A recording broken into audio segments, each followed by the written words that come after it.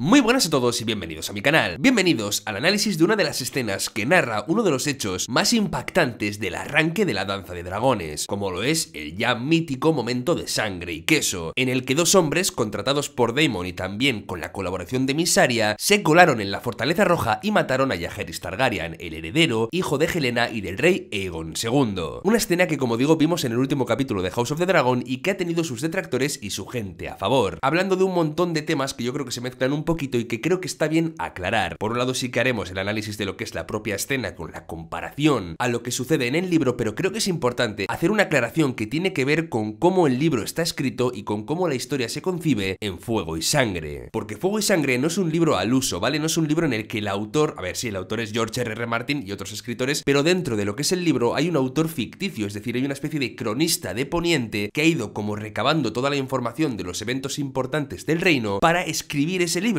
para narrarnos las crónicas de lo que sucedió en Poniente, y al final, lógicamente, este cronista también se ha tomado un montón de licencias poéticas, se ha basado en rumores, hay cosas que están confirmadas y cosas que no, cosas que incluso él puede creer que están confirmadas pero no lo están, y esto hace que todo lo que veamos adaptado de este libro en la serie pueda ser más cierto incluso que lo que aparece en la obra original. Es un caso, como digo, muy curioso y que nos lleva a una reflexión también, que es qué cosas y de qué forma trascienden a los libros de historia. El ejemplo más claro de la temporada pasada fue la muerte de Lucerys, de Luke, porque fue un personaje que todos, al haber leído el libro, pensábamos que Aemon quiso matar voluntariamente, que quiso vengarse por lo que le hizo en el ojo y que él, con Vhagar, fue a matarlo, lo asesinó y de esta forma, como digo, llegó a los historiadores, a los cronistas. Pero después, al ver la serie, te das cuenta de que esto fue un acto involuntario, de que quizá la realidad de lo que sucedió fue eso, simplemente una disputa entre dos niños, un pique que terminó yéndosele de las manos, en este caso a Aemon, provocando la muerte involuntaria o accidental de Luke. Yo cuando vi esto me gustó la idea, me gustó que se jugara de esta forma, con el concepto que os he comentado, con lo que verdaderamente sucede y con lo que después termina trascendiendo a los libros de historia. Y está claro que esto se puede aplicar a todas las escenas que sucedan dentro de los palacios, en habitaciones cerradas, en conversaciones puntuales y en cosas en las que no había testigos. Con lo cual, con este tipo de cambios tenemos que ser un poco laxos con respecto a la serie e incluso tomar la serie como una referencia más fidedigna que el propio libro. Esto es una cosa que era importante aclarar, pero después también hay otros conceptos como los cambios de eventos innegables que la serie conscientemente y voluntariamente hace. Es decir, Rhaenys fue un personaje que no entró en ningún momento a Pozo Dragón montando en su dragón, ni tuvo la oportunidad de matar a Aegon y a su familia como sucedió en la temporada pasada. Este es un cambio que los productores, showrunners o guionistas han realizado de forma voluntaria, porque un acto así, ya os digo que lo vio mucha gente, tiene muchos testigos, es algo que al final es difícil que se tergiverse para llegar a un libro de historia, y aquí sí que están cambiando las cosas a conciencia desde la serie. Con lo cual hay que intentar diferenciar entre este tipo de cambios voluntarios y cambios que no podemos contrastar porque no tenemos la verdad, porque el relato, el cronista, no es fidedigno. Y sabiendo esto llegamos a la escena de hoy, ¿vale? Por un lado vamos a hablar de la idea de que el personaje de Daemon quiera matar a Aemon Targaryen como principal y después, pues sí, si no aparece ningún otro príncipe, matar a quien se encuentren. En el libro se nos cuenta que principalmente Daemon quería matar a uno de los hijos de Helaena directamente, y no a Aemon Targaryen, por decisión propia y no de Rhaenyra. Con lo cual, el hecho de que Daemon tenga como objetivo principal a Aemon lo pone como un poquito mejor personaje, ¿no? Con un poquito mejor corazón. Pero muy poco, porque seguramente también les haya dicho que si no encuentran a Aemon, maten a cualquier príncipe, ya sea pequeño o mayor, con lo cual le damos un poquito la ventaja a la serie de que ha puesto a Daemon como un personaje un pelín mejor. Con respecto a los personajes de Sangre y Queso, se parecen bastante a los que la serie ha elegido, aunque es verdad que en el libro el Capa Dorada no ejercía, fue un personaje expulsado de los Capas Doradas por haber matado, creo que una prostituta o algo por el estilo, con lo cual esto me gusta más de la versión del libro por el motivo de que me parece un personaje que tendría menos que perder que un Capa Dorada que esté en activo, así que el concepto del libro en este caso me gusta más, pero tanto en este caso como en la orden que dio Daemon no podemos comprobar si el libro dice la verdad o no, con lo cual son modificaciones que le añaden un giro de tuerca a la historia. Un cambio importante que los showrunners o guionistas sí que han implementado es que en el libro Helaena tiene otro hijo, tiene a Maelor, un niño más pequeño, aparte de los gemelos que vemos en la historia. Sangre y Queso se cuelan en la fortaleza de la misma forma a través de los túneles de Maegor, en el libro se supone que van directamente a por la reina, matan a su doncella y la amordazan a ella, y aquí viene uno de los cambios que más controversia ha surgido con respecto a Helaena, que es que en el libro ella señala a Maelor, al niño pequeño, pensando que alguien más pequeño no sufrirá tanto, que no tiene tantos recuerdos, eso se nos cuenta, pero Sangre y Queso en vez de matar a Maelor, matan a Jaehaerys, al primogénito. No se especifica explica si porque es el primogénito o simplemente por llevar la contraria a la reina y que tenga que vivir con el hijo que ella decidió matar, que es una cosa bastante turbia y bastante oscura. Después le cortan la cabeza de la misma forma, y sobre las consecuencias que esto acarrea en los personajes no lo voy a comentar porque sería spoiler, pero sí que es interesante. Ahora bien, en la serie ella señala directamente al primogénito, Maelor no existe, por lo cual no puede señalarlo. En caso de que hubiera señalado a la hermana de Jaehaerys, hubieran podido comprobar si es o no es, en caso de tener duda, tal y como dice Queso, creo que en la escena. Y es verdad que este cambio sí que hace la escena un poco menos dramática. Helena simplemente decide, el niño muere y ella se marcha con su hermana hasta los aposentos de Alicent Hightower. Al no existir Maelor en la historia, no tenía la opción de que Helena apuntase a otro niño. Entonces, este cambio que han hecho en la serie sí que creo que les perjudica a la hora de poder tener la opción de que la escena fuese más impactante, o al menos un poco más retorcida para el personaje de Helena. Pero también es verdad que como esto sucedió dentro de unos aposentos en los cuales no había testigos, es posible que toda esta historia de que Helena señaló a un hijo y al otro y tal y no sé qué, tampoco fuera real, sino que fuera una invención después del cronista, lo que la gente contaba, lo que escucharon quizá una cortesana o lo que terminó trascendiendo a los libros de historia, con lo cual también podría ser una licencia poética del autor de las crónicas en base a lo que se contaba de ello. Con lo cual, eliminar a Maelor para mí sí es un poco un error porque te quita la opción de darle a esa escena ese giro, pero el hecho de que no tenga el giro en sí mismo, la elección de Elena y que después ellos quieran matar al otro, tampoco se puede tomar como un error, ¿no? O sea, no se puede tomar como un error de adaptación, igual que no podemos hacerlo con la muerte de Lucerys, a eso voy. Ahora bien, dicho esto, ¿la escena funciona o no funciona? Porque eso también es importante analizar. La escena en sí, en la serie, se siente un poco anticlimática, poco épica, sucia incluso, ¿no? En ese sentido, pero es que creo que la muerte de un niño dentro de un castillo a manos de dos rateros tiene que sentirse así, o sea, no tiene que en ningún momento sentirse, para mí al menos en mi opinión, épica. Es una escena en la cual la tensión va poco a poco en aumento a medida que los asesinos se van acercando a Jaehaerys y a Helena. Me encanta, por ejemplo, el plano en el que ellos están en la absoluta oscuridad y se mueven a través de unos arcos, siendo una representación de los actos que ocurren en las guerras en la oscuridad, en el silencio, los complots y las muertes al margen de las grandes batallas y lo que sucede a la vista de todos. Una imagen silenciosa, sin alardes, pero para mí terrorífica justamente por eso. Después también hay otro plano que me encanta, que es el de Sangre, le voy a llamar Sangre porque en el propio libro se dice que los nombres de los dos personajes no trascendieron, con lo cual Sangre y Queso podemos seguir llamándoles así. Está ante las camas de los dos gemelos, con ese velo blanco que nos viene a recordar a nivel de simbología del color la inocencia de los dos niños, con el cuchillo visible y con la amenaza terrible de la figura que Sangre representa en este punto para ellos. Esos dos planos, como digo, me han parecido espectaculares. Como después también la actuación de Helena. Helena siempre ha sido un personaje sensible, reservado. Sabéis que además tiene las visiones, sabiendo que en una escena anterior ha hecho una premonición de lo que estaba por venir, que el peligro podía venir de las ratas y no de los dragones. Pero lo que la actriz hace está muy bien. Incluso se llega a decir que el personaje puede ser neurodivergente, por su forma de expresar sentimientos, su forma de actuar y demás, en base a lo que habíamos visto. Y en este caso lo que tenemos es una Helena totalmente en shock. La escena también hace hincapié en señalarnos el plano de la escena de la mano, cuando ella está señalando, sabiendo que aunque no tengamos el giro de que señale a Maelor y después tenga que vivir con él, el peso de esta decisión de haber apuntado al hijo que después va a morir le va a pesar mucho en su conciencia. Este enfoque, como digo, que pasa de su cara a la mano, nos va a hablar del peso de esta decisión para ella. Otra de las cosas que se sienten terribles es cuando están llevando a cabo el acto de matar al niño. Para mí el hecho de que no veamos nada es apropiado, o sea, creo que hasta la propia House of the Dragon tiene como sus límites con respecto a lo que mostrar visualmente, pero para mí ya os digo que el hecho de haberlo escuchado de esa forma mientras ella saca de allí a Jaehaera te deja el cuerpo fatal, es un ruido horrible que se te mete dentro, imaginando además que Helena lo está escuchando, y luego ella llega totalmente en shock hasta la habitación de Alicent, con la mirada perdida, lágrimas en los ojos y dejándonos un muy mal cuerpo, o sea que para mí la escena, como digo, funciona totalmente. Es cierto que hay que tener en cuenta que estamos en el primer capítulo. Estas escenas que nos marcan del universo de Juego de Tronos suelen llegar un poco más adelante, más cocinadas, con más tiempo de preparación, y es cierto que esta nos agarra un poco fríos. Acabamos de empezar. Aquí lo tenemos casi en un epílogo del capítulo anterior, en un arranque, pero creo que eso también es intencionado porque este acto surge de la impulsividad de Rhaenyra, de que Rhaenyra rota llegue hasta Daemon y le diga que hay que matar a Aemon sin más. De esta respuesta impulsiva nace una escena anticlimática, algo que sucede en un abrir y cerrar de ojos y que creo que en este sentido también es voluntario. Sinceramente he vuelto a ver la escena un par de veces, que sí, que con el giro dramático de haber señalado a un hijo, después matar a otros, podía haber sido más épico, vale. Es que yo tampoco busco como un drama excesivo, busco mal cuerpo en matar a un niño mientras duerme, y eso creo que lo consigue perfectamente. Y Helena representa a la perfección el mal cuerpo que se nos queda a todos. Así que nada, hasta aquí este pequeño análisis, aclaración, charla que hemos tenido. Suscribíos para no perderos más análisis de lo que está por venir. Voy a hacer un análisis por cada capítulo de House of the Dragon. Dejad un like para apoyar el vídeo y nos vemos dentro de poco por el canal. ¡Hasta pronto!